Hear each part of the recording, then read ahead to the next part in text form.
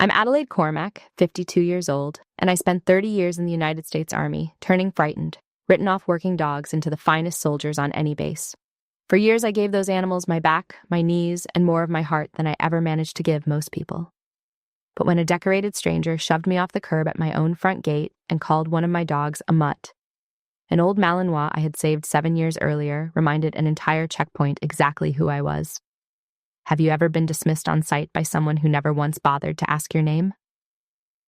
If so, tell me your story in the comments. You are not alone. Before I get into what happened, let me know where you are tuning in from. And if you have ever had to stand quietly in your own worth while someone underestimated you, hit that like button and subscribe. The kennel goes quiet a little after 1900 hours, when the day shift has gone home and the night handlers have not yet started their rounds. That is my favorite time to be here. The fluorescent lights hum in a low, steady way, and the whole building smells like straw and warm disinfectant and dog. And there's an old Belgian Malinois asleep against my boot, who does not care in the slightest that I am a colonel. His name is Argo. He is 8 years old, going gray at the muzzle. And 3 weeks ago, a man I had never met in my life shoved me off the curb at my own front gate and called this dog a Mutt. I want to tell you that story because it is not really about the man. Men like him are common and they are forgettable, and by the end of this, you will have half forgotten him too. It is about the dog. It is about what a living thing remembers when everyone has decided he is finished, and about the long, quiet way the truth has of walking up behind loud people and tapping them on the shoulder. But to tell it right, I have to go back to the beginning, not to 3 weeks ago, to 33 years ago, to a 19-year-old private who could not have told you one true thing about herself, except that the dogs were the only place the noise in her head went quiet. I enlisted in the summer of 1993 because I did not have a better idea and because the recruiter promised me structure, and structure was the one thing my life had never once offered me. I was not a promising soldier. I was small and stubborn, and I flinched at loud voices, which in basic training is roughly the worst combination a person can carry. I got yelled at more than anyone in my company. I do not say that with pride. I say it so you understand what I was when I found the kennels, which is to say, nothing much at all. They sent me to the military working dog program almost as an afterthought, the way you assign the leftover soldier to the leftover job. My first week, I mucked runs. That is the polite phrase for shoveling out the concrete kennel runs where 40 animals live, and it is exactly as glamorous as it sounds. I did it in the dark before formation because I did not want anyone to watch me do it. And that is where I met Master Sergeant Osborne Kirshner, who everyone called Ozzy, and who was standing in the wash rack at 4 a.m. holding a hose and watching me like I was a puzzle he had already solved. "You came in early," he said. "Yes, Master Sergeant." "Why?"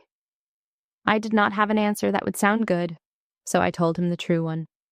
So nobody would see me be bad at it. He looked at me for a long moment, then he handed me the hose. "The dog does not care that you are lost, Cormac. He cares that you came back. Come back tomorrow." So I came back the next day. And the day after that. And somewhere in those cold mornings, without my noticing exactly when, the animals started to notice me. There is a thing that happens between a person and a dog that you cannot fake and cannot force. It is not obedience. Obedience is easy. It is trust, and trust is a decision the dog makes on his own schedule. And the first time a working dog leaned his full weight into my leg and sighed like he had finally set down something heavy, I stood in that wash rack soaking wet and grinning like a fool, and I understood that I had found the one thing I was going to be good at for the rest of my life. People think a war dog is a weapon. He is not. He is a partner who will die for you and never once ask why. That is a terrifying kind of love to be handed when you are 22 years old, and it changed me. It gave me a spine. By 1999, I was a sergeant with 2 deployments behind me, clearing routes with a black shepherd named Boaz, who could smell buried explosives through a foot of packed dirt and who once sat down in the middle of a road and refused to move, and saved 11 men doing it because he knew something the rest of us could not know. I learned to read them the way other people learn to read a room. A dropped ear, a shift of weight, the half-second of stillness before a dog commits to something. Boaz taught me that a working dog is not guessing, He knows in a way we have no word for, and the whole art of handling is learning to trust, that knowing more than your own two eyes. It is the hardest thing in the world to do, to stand in a dangerous place and let an animal make the call for you. And it is the thing that separates a real handler from a person who happens to be holding a leash. I got good at it. Not because I was gifted, but because I had nothing else. And a person with nothing else will practice a thing until it becomes the truest part of her. By the time I made sergeant, I could walk a kennel line and tell you which dogs were leaning toward their handlers and which ones were only tolerating them, and I was almost never wrong. That skill has never once left me. It is the reason I saw what I saw at a gate this spring in the time it takes most people to blink.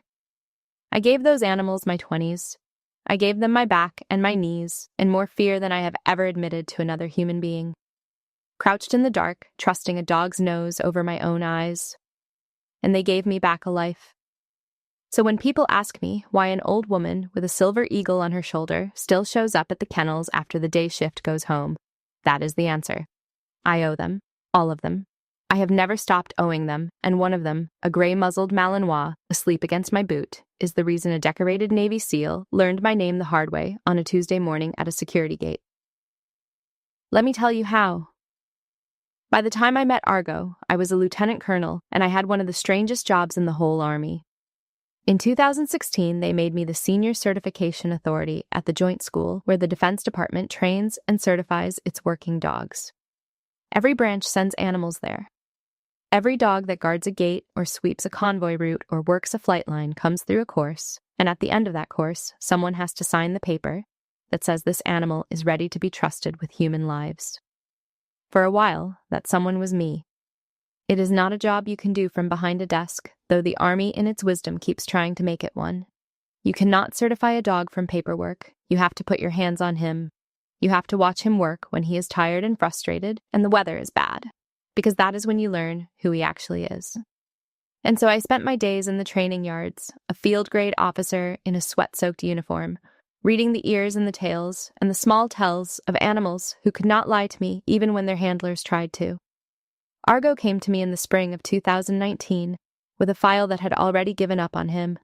He was a young Malinois, barely 2 years old, all nerves and drive and too much of both. Malinois are the sports cars of the working dog world, brilliant and fast and prone to spinning out. The evaluators before me had written him up as unstable. Over threshold, they said, which is the term for a dog so wound up he cannot think. The file recommended disposition. That is the clean bureaucratic word for washing a dog out of the program, and for a green Malinois with a bad reputation, it usually meant the end of everything anyone had invested in him. I read that file, and then I went and stood at his kennel run, and he threw himself at the chain link so hard the whole gate rang. Everyone saw a broken dog. I saw a dog who had never once been given a reason to believe the world was safe. There is a difference, and most people never bother to learn it. I went to the disposition board, and I asked for him. They looked at me like I had lost my mind. A lieutenant colonel, the certification authority herself, asking to personally take on a washout. I told them, give him to me for 90 days. If I am wrong, I will sign the paper myself. And because I outranked every person in that room, and because I had never once been wrong about a dog, they gave him to me.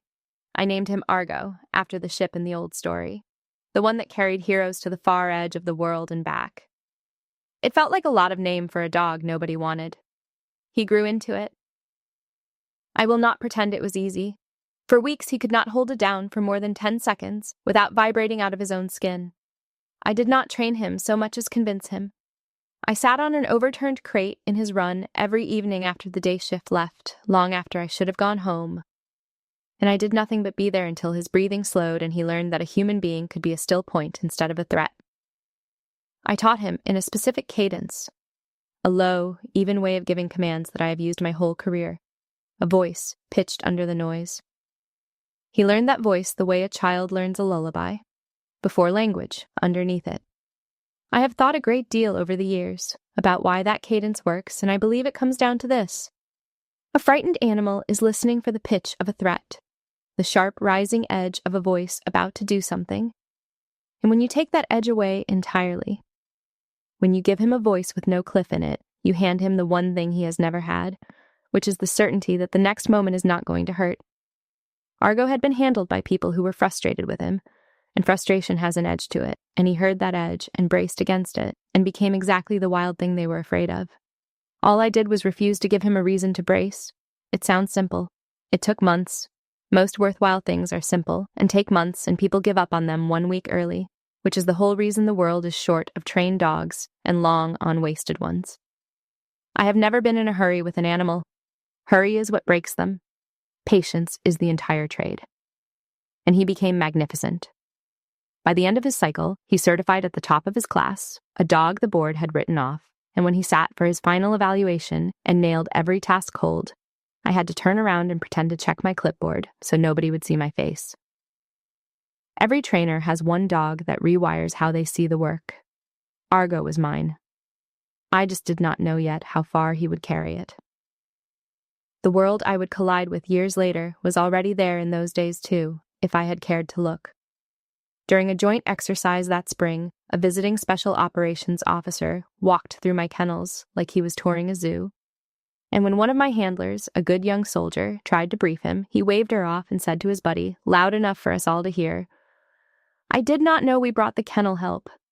My handlers went stiff. I filed it away. I had met that kind of man before, the kind who measures his own size by how small he can make the people around him, and I knew there would always be more of them. I just did not know one of them was waiting for me at a gate 7 years down the road. When Argo shipped out to his assignment, a security detail at a large army post, I stood in the yard and watched the transport truck pull away with his crate in the back, and his dark eyes found mine through the slats and held them until the truck turned the corner. I told Ozzy, who had long since retired but still called me every Sunday, that I hated this part. Sending them off. He said that was the price of loving them, and that I would pay it again and again, and I would never once regret it. I did not expect to see Argo again. In this line of work, you almost never do. Here is where the man comes in, so let me set the scene the way it actually happened, because the truth of it matters more than any version where I come out looking clever. It was a Tuesday morning in the early spring of this year, 2026. I had just been given command of the military police brigade at that same large army post, the one where Argo had spent his career, though I did not let myself think too hard about that. It is a big post. There are a great many dogs. I did not want to hope. I had driven up alone the day before the change of command ceremony, which is not how a full colonel usually arrives to take a brigade. There is supposed to be fanfare. There is supposed to be an aide and a driver and a windshield placard. But I have never had much taste for fanfare. And after a long solo drive, I wanted to do the one thing I always do first at any new post, before the speeches and the handshakes. I wanted to see the kennels. So I pulled into the visitor lot in a plain field jacket thrown over my uniform, road tired, my hair coming loose, looking for all the world like somebody's lost mother. I walked up toward the pedestrian access point at the main gate, and there, working the checkpoint, was a sergeant with a Belgian Malinois on a lead, and my heart simply stopped in my chest because I knew that dog. Older, grayer, thicker through the chest, but I would have known him at 1,000 yards. 7 years fell away in one breath. I opened my mouth to say his name. I never got the chance because a young man in Navy working uniform stepped directly into my path. He was built like a recruiting poster, and he carried himself like he had read all his own reviews. A trident on his chest. A petty officer, first class, which I clocked in half a second out of 30 years of habit. He looked at my field jacket and my loose hair and my tired face and made a decision about exactly how much I was worth. And it was not much. "Ma'am, this is a secure access point," he said in the flat, bored voice of a man who has decided you are a problem. "You need to turn around." "I am here to see the kennels," I said. "I only need a moment with the gate NCO." He did not hear me because he had already stopped listening. Argo, 40 feet away, had gone rigid on his lead. And then the young man put his hand on my shoulder and shoved, hard, a full 2-handed shove that sent me stumbling backward off the curb, my ankle turning on the edge of it. "Get your mutt off my post," he barked. He thought the dog straining toward me was mine. "It is a gate, lady, not a dog park." I caught my balance. I did not fall. I have been knocked down by better men than him, and I know how to keep my feet.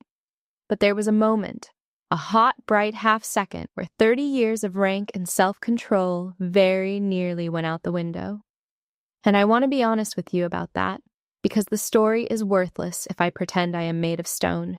Here's what actually went through my head in that half second. Not my rank, not the ceremony that afternoon, or the eagle under my jacket, or any of the things that would have shut him up in an instant. What went through my head was a very old, very small voice, the 19-year-old private who flinched at loud men, and for one heartbeat I was her again, off balance on a curb with a stranger's hands still warm on my shoulder. I have spent 30 years building a person who does not flinch, she held. But I felt the old one in there, awake and afraid, and I mention it because I think everybody has an old, small self that a bully can find if he pushes in exactly the right place. And the work of a whole life is making sure she is not the one who answers when he does. I did not have to do anything, though, because Argo did it for me. The sergeant on the lead, a young woman whose name I would learn was Perla Nunes, gave the heel command, sharp and correct, exactly by the book. Argo did not hear her. He tore the leather lead clean out of her hand, 4 lanes of security gate between us, and he crossed all of it at a dead run and then folded himself down into a hard sit at my heel. His whole flank pressed against my leg, his weight leaning into me the way a dog leans when he has decided that this, right here, is where he belongs. He would not look at the sergeant. He would not look at the young man who had shoved me. He looked only at me, and he made a sound low in his chest that I had not heard in 7 years and had never once forgotten. The entire checkpoint went silent. Sergeant Nunes stared at the empty lead in her hand, and then at her dog sitting at a stranger's feet, and her face went white. "Ma'am," she said, and her voice cracked on it. "Ma'am, how does he know you?" I did not answer her, not yet. I knelt down, slow, my turned ankle protesting, and I put my hand flat on that broad gray chest, and I felt his heart going like a drum under my palm. And I gave him one word in the low, even cadence I had taught him in a training yard 300 miles and 7 years away. He dropped instantly to a down, chin on his paws, eyes still up at me. And he let out the longest breath I have ever heard a dog release, like he had been holding it the entire time we were apart. I had not touched that animal in 7 years. He crossed 4 lanes of a live security gate to sit at my feet like no time at all had passed. I stood back up. The young man's smirk had gone strange and uncertain at the edges, the way a man's face does when the story he is telling himself stops matching the thing in front of his eyes. I looked at him, and I looked at Nunes, and all I said was, "I need to see your gate, NCO, and I would like the duty log." Nobody moved. Argo pressed his head against my knee, and the whole morning hung there, frozen, and the man who had shoved me off a curb had no idea yet that he had just made the worst professional mistake of his young life. I want to tell you that in that moment I drew myself up and put the young man in his place, and that it was glorious. It was not. What I actually did was nothing, and the nothing was the point. I could have ended him in one sentence. I could have said my name and my rank and watched the blood leave his face right there at the gate. Part of me, the tired part, the part with a turned ankle, wanted to. But I have spent 30 years watching loud people mistake quiet for weakness, and I have learned that the loudest thing you can do to a man like that is refuse to give him the fight he is expecting.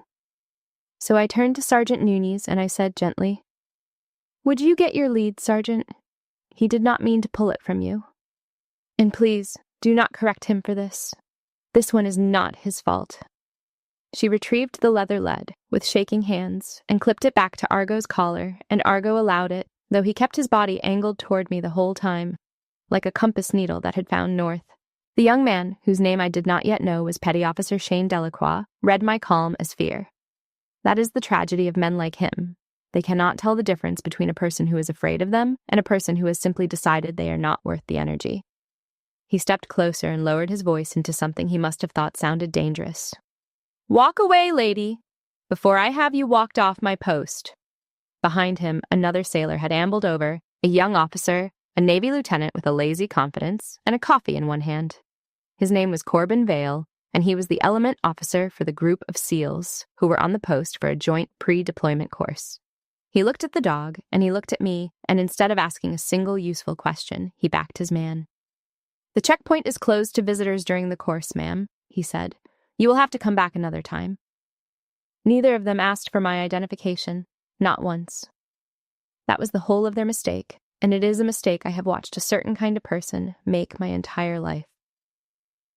They decided who I was by looking at my jacket. They never thought to simply ask. I have spent 3 decades learning that the truth does not need me to shout for it.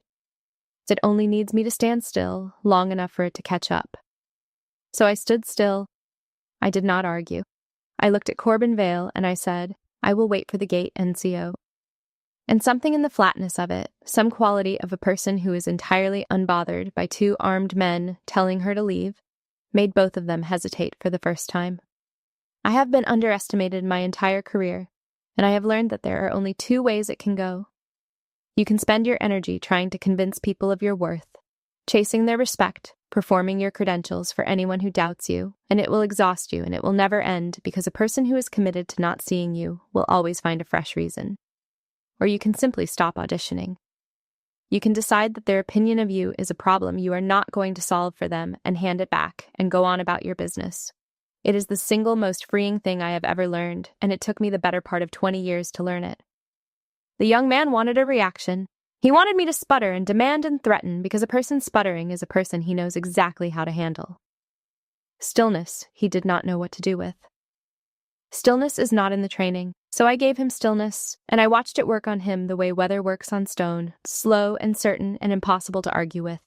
And I waited. While we stood in that strange standoff, Sergeant Noon sidled up next to me, keeping Argo between us, and she asked me again, low and almost desperate, the question that had been eating at her since the dog crossed the lanes. Ma'am, please. He has never broken heel, not once in 3 years. I have handled him longer than anyone. He does not do this.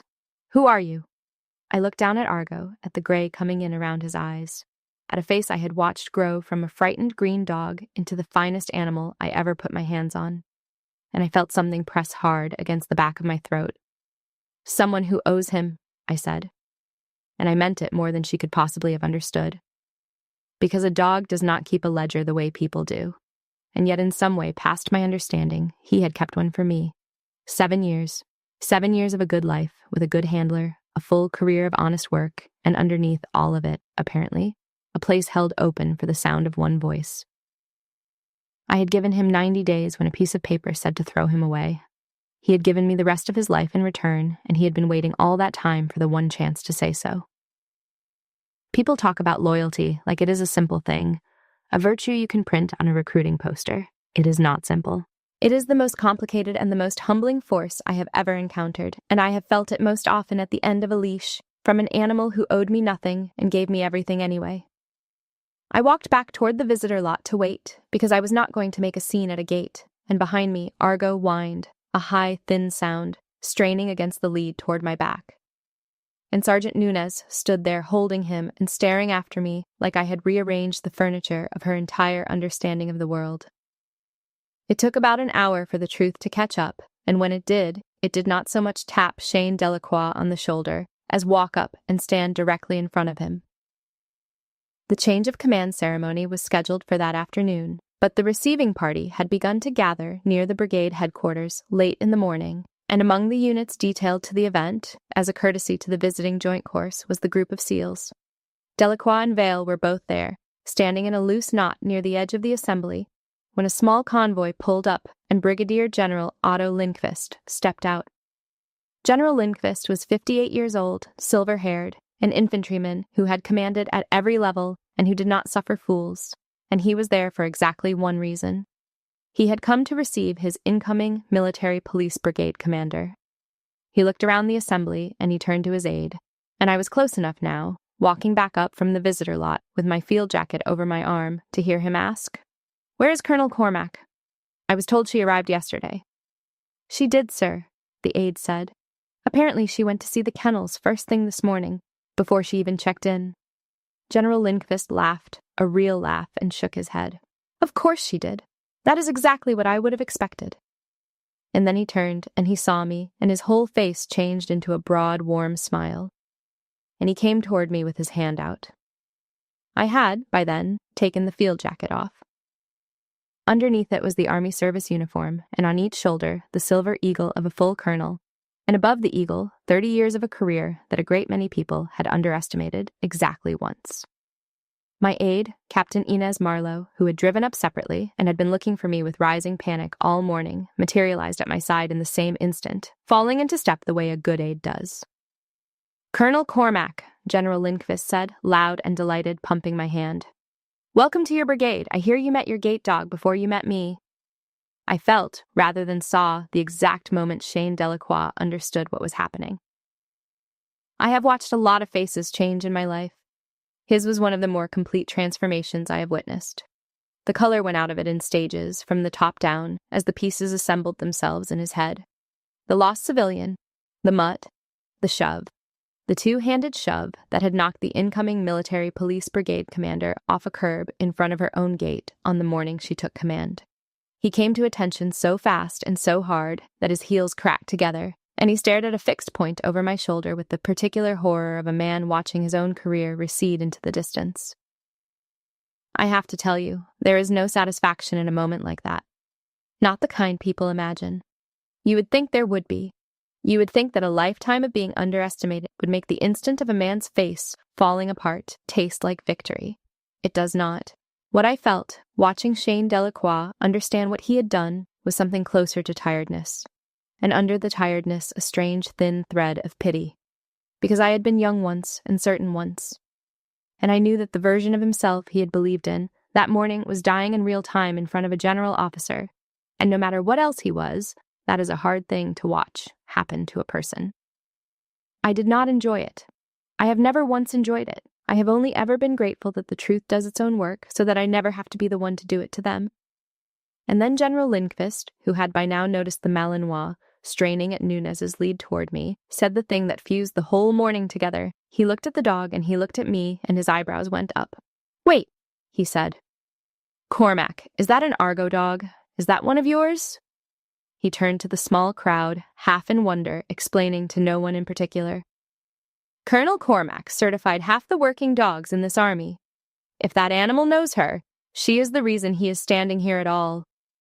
Sergeant Nunez, still holding the lead, made a small sound. I watched the last piece drop into place for her, too, the answer to the question she had asked me twice. The woman was not just some officer. She was the trainer who had built her dog, the voice from before Nunez ever met him, the one bond older and deeper than 3 years of good work. Her face crumpled with relief because it meant her dog had not betrayed her. He had simply come home. I could have left it there.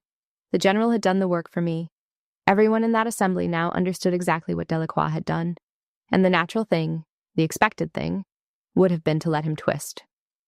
Instead, I walked over and stood in front of him, and I spoke quietly, so that it was between us and not a performance for the crowd. "You did not ask my name," I said. "You did not ask his. You looked at a jacket, and you decided you already knew everything worth knowing. On my post, we ask, are we clear, petty officer?" "Yes, ma'am," he said. His voice was barely there. "You wear the trident," I said. "I have buried men who wore it. I expected better of it than a shove and a name for a dog who has more fines to his record than you have years in the service. You are a guest here. You are a guest on my post in a program I direct. I think you already understand what that means." "Yes, ma'am," he said again. I did not raise my voice once. I did not want him ruined. I wanted him to understand, and there is a difference, and most people never learn it. I stepped back, and Argo, who had been sitting between the two of us the whole time, like a line drawn in the gravel, looked up at me and thumped his tail once against the ground, and I swear to you the young man flinched at the sound. The consequences found Shane Delacroix, without my ever lifting a hand, which is usually how it works when a person has done the damage to himself. An incident at a security gate does not stay quiet, especially not one witnessed by a brigadier general and half a change of command party. There was a report. There always is. It moved through the proper channels, from my provost marshal to the joint course leadership, to Delacroix and Vale's own SEAL chain of command. And I did not have to add a single word to it. I learned the details later, at a distance, through Captain Marlowe, who has a talent for knowing things. The men whose respect Delacroix actually wanted, the hard-eyed senior chiefs who ran his community and who did not care in the slightest how many push-ups he could do, were the ones who took him apart over it. Not for shoving a colonel, for being the kind of operator who shoves anybody, who decides a person's worth by their clothes, who forgets that the quiet ones at the edges of a base are very often the ones who have earned the most. That is the currency that mattered to him, and it was exactly the currency the morning had cost him. Corbin Vale, the officer who had backed him with a coffee in his hand, fared no better, and in some ways worse, because an officer is supposed to be the one asking the questions, and he had asked none. It is one thing for a young enlisted man to get his blood up and shove a stranger. It is another thing entirely for the officer standing 3 feet away to look at the same stranger and the same dog and the same impossible thing happening at his own checkpoint and choose the lazy answer over the curious one. Leadership is mostly curiosity. It is the discipline of asking one more question before you decide you already know the answer. Vale had a lieutenant's bars and a lieutenant's certainty and none of the curiosity, and his own chain noticed that. And I did not have to say a single word to make it happen. A man who will not ask questions eventually gets asked a great many of them by people he cannot ignore. But I will be honest, I did not spend much time thinking about Shane Delacroix after that first day. He was a footnote. The dog was the story. The dog was always the story. Because once the ceremony was over and I actually took command, I started looking at the brigade I had inherited, and the working dog section broke my heart a little. It was undermanned. Good handlers like Perla Nunez were carrying 2 and 3 dogs' worth of work because there were not enough hands, and morale in the kennels was low in the particular way that morale gets low when the people doing the hardest, most thankless work feel invisible. I knew that feeling. I had mucked those runs at 4 a.m. so nobody would watch me. I recognized the whole thing on sight. There's a particular loneliness to being the person who does necessary, unglamorous work, and no institution is worse about it than a military one, which will pin medals on the people at the tip of the spear and forget entirely about the ones who keep the spear sharp. Dog handlers live in that forgotten place. They are up before everyone, and they smell like the kennel, and their work does not photograph well. And when a dog finds a bomb and saves a convoy, the convoy remembers the road they walked away from and never once the animal or the young sergeant who spent 2 years teaching him to love the smell of danger. I had lived in that place for years. I had chosen it, and I loved it. And I also knew exactly what it does to good people to feel invisible, season after season. And I had command of them now, and I was not going to let it stand another day. A commander who has forgotten how the bottom of her own formation feels is a commander who has forgotten the only thing worth knowing. So I did what a commander is supposed to do, which is to see the institution and not just the insult. I put manning requests through. I went to the kennels myself in a sweat-soaked uniform, and I let the handlers see that the woman with the eagle on her shoulder still knew how to read a dog's ears from 40 feet and was not too proud to pick up a shovel. That does more for a section than any speech. And I pulled Argo's service record. I sat in my new office late one night with his file open in front of me, and I read the whole of the career I had missed. 7 years of it. Patrols and sweeps and long boring shifts at a gate, and threaded through it, the fines, and explosives detection that shut down a supply route before a convoy rolled. A search that turned up a cache everyone else had walked past, and near the back, in the flat language of a veterinary file, a note that Argo was approaching the end of his working life. Arthritis coming into the hips, slower on the recalls. The medicine that keeps an old warrior comfortable, but tells you plainly that the work is nearly done. I called Ozzy that night. He is 70 now, and he still answers on the second ring. And when I told him what had happened at the gate, that Argo had crossed 4 lanes of a live checkpoint to sit at my feet after 7 years, the old man laughed until he had to catch his breath. He did not forget you, Della, he said. Dogs do not do politics. They do not care about your rank or your reputation or your jacket. They remember who fed them at 4 a.m. He just did what you taught every dog you ever touched to do. He found the one who came back. I sat there in the dark with the phone against my ear and Argo's medical file open in front of me, and I made a decision I did not say out loud, not even to Ozzy. Not yet. I just closed the file and sat with it, the way you sit with the thing you already know you are going to do. The thing about rebuilding trust is that it almost never starts with the person who broke it. It starts with the people around the wreckage, the ones who got hurt in the blast and did nothing to deserve it. In this story, that was Sergeant Perla Nunez.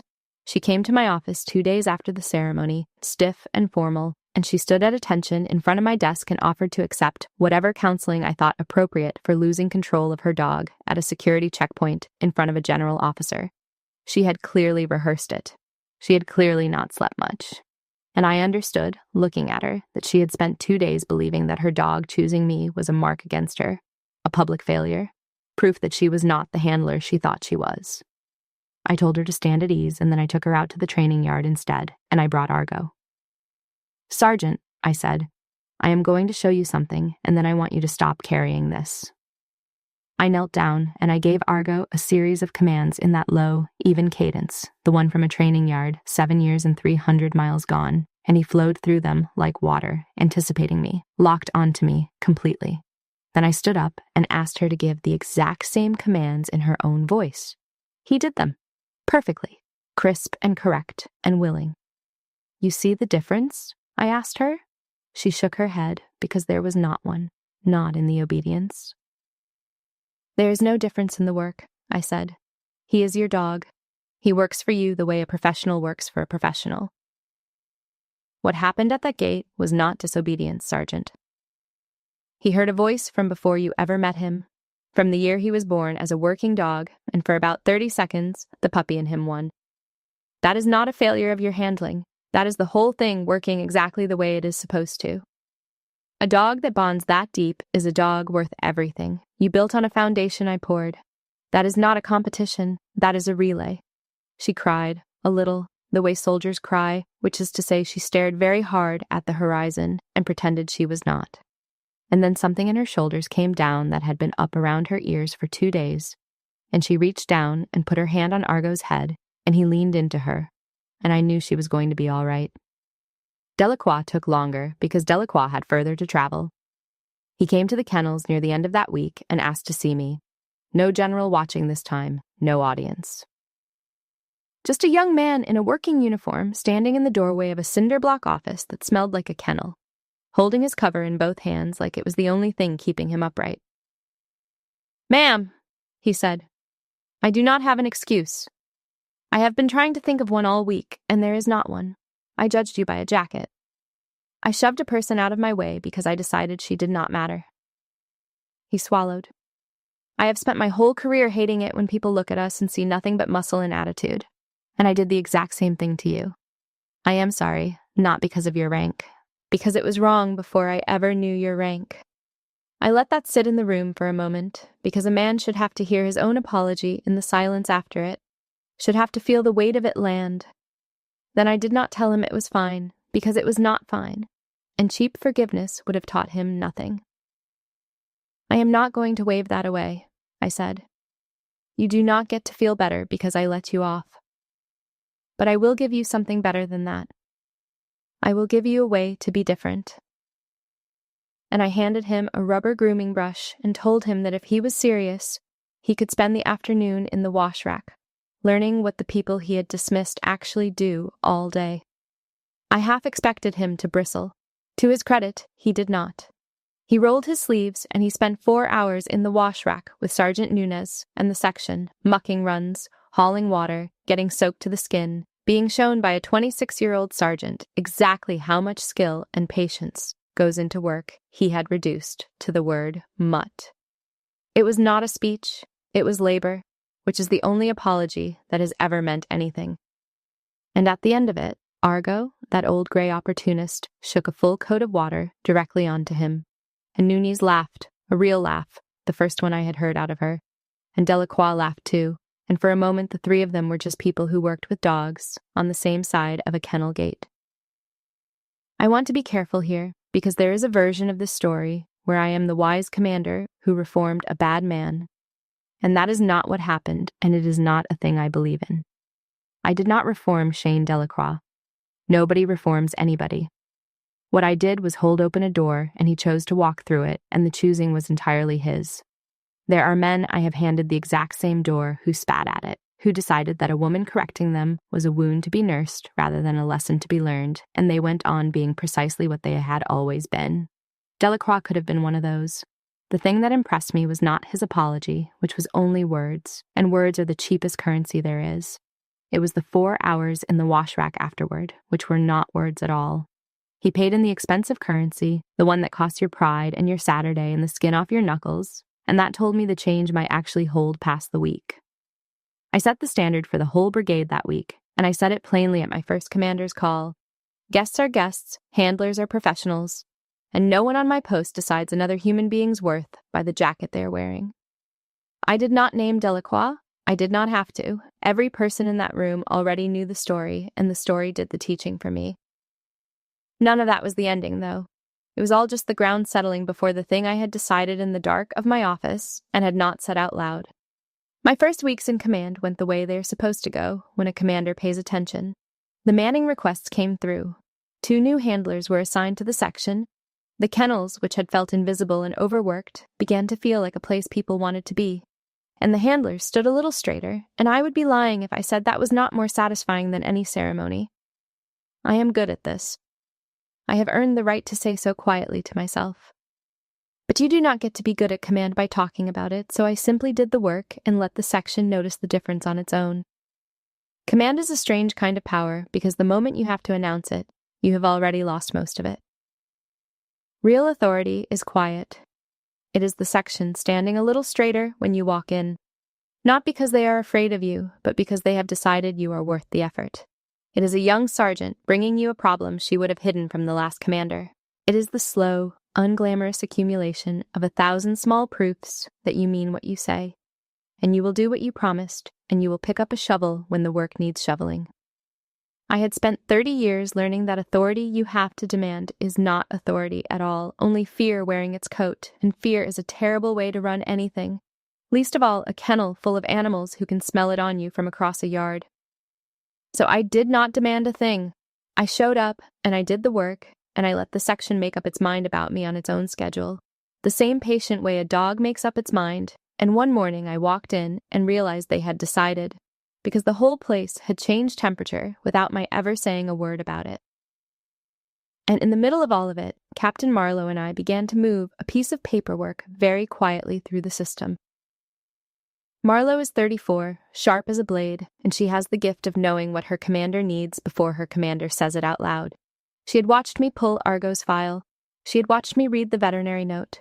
She had watched me go out to the kennels 3 evenings running to sit on an overturned crate with an old dog, exactly the way I had done in a training yard 7 years before.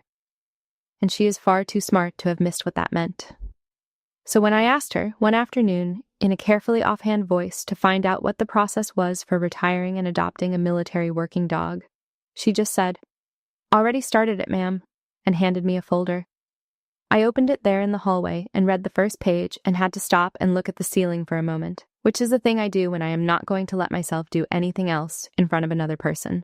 Marlowe, to her enormous credit, pretended to be very interested in her own clipboard and gave me the moment. She is going to be a fine commander someday, that one. And part of the reason is that she already understands the job is mostly about the things you do not say out loud.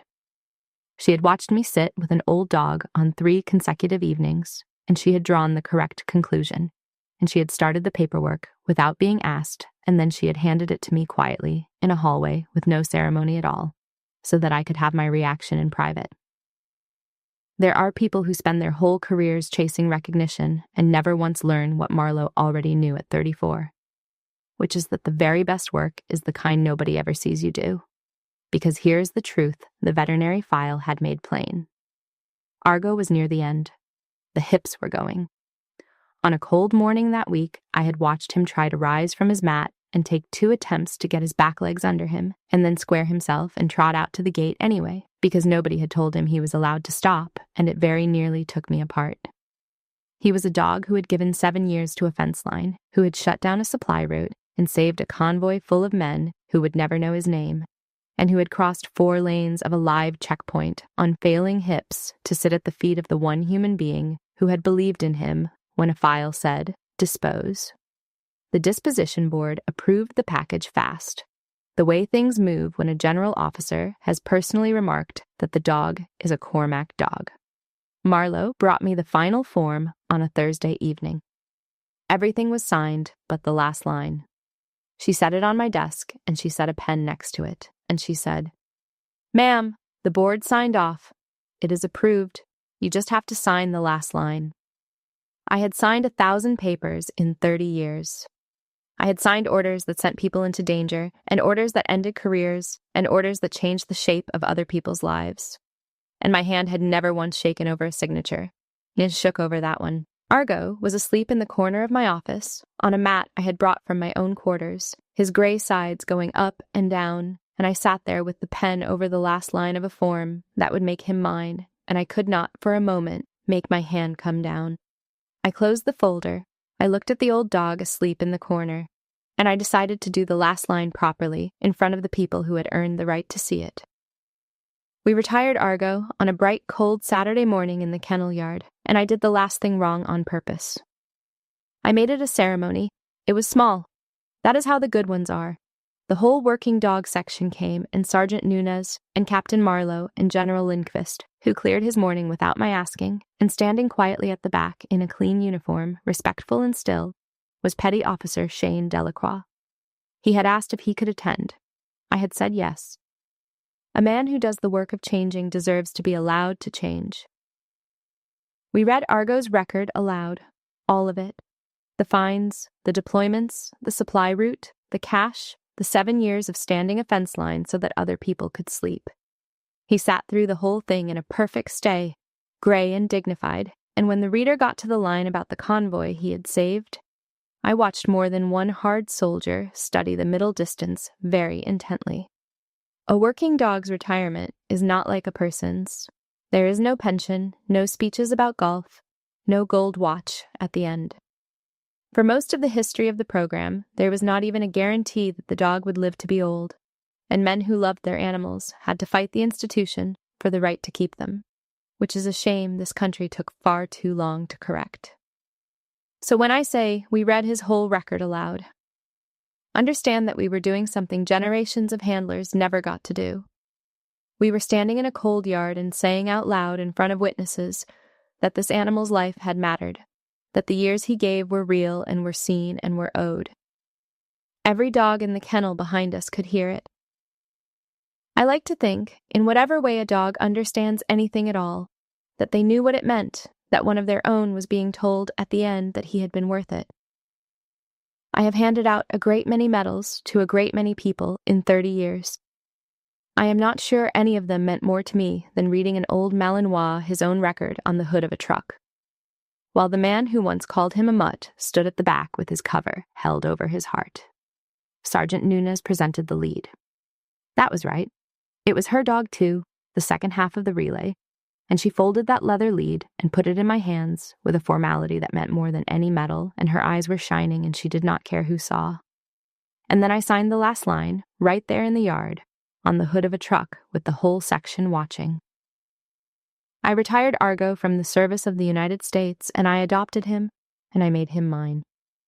When I straightened up, he was looking at me, and I knelt down, and he did the thing he had done the very first time I ever earned the trust of a working dog, 30 years before, in a wash rack at dawn.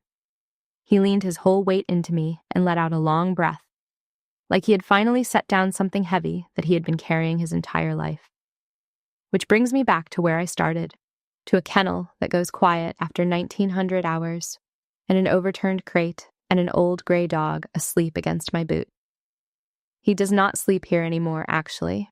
That first night, I took him home to my quarters, and he stood in the middle of my living room, deeply suspicious of the whole arrangement. A dog who had spent his entire life on concrete and straw. And then he found the rug in front of the fireplace, and he lay down on it, and I lit a fire. And he slept in front of it, with his paws twitching through some dog dream of running, warm for maybe the first time in his life. I sat on the floor next to him with my hand on his ribs, feeling him breathe, an old soldier and an old dog, and I thought about the young man at the gate, and I found that I did not think about him for very long, because he had never really been the point. What I thought about instead was the arithmetic of it, the way one small kindness 30 years old had traveled all this distance to find me. A frightened green dog nobody wanted. 90 days I fought for when a piece of paper said, "Do not bother." And out of those 90 days, a whole life of fines and fence lines and saved men, and at the end of it, a Tuesday morning, when that same dog crossed 4 lanes of a live gate to stand between me in a stranger's hands. You never know which of your small, stubborn kindnesses is going to come back for you. You cannot know. You just have to keep making them, on faith, into a world that mostly does not notice. And trust that somewhere a ledger you cannot see is being kept by something more loyal than memory. The best revenge I ever took was no revenge at all. It was a warm floor and a full bowl and a soft bed for a dog who spent his whole life working. And the man who shoved me got exactly what he needed, which was not ruin, but a lesson. And everyone in this story ended up standing on the right side of the kennel gate.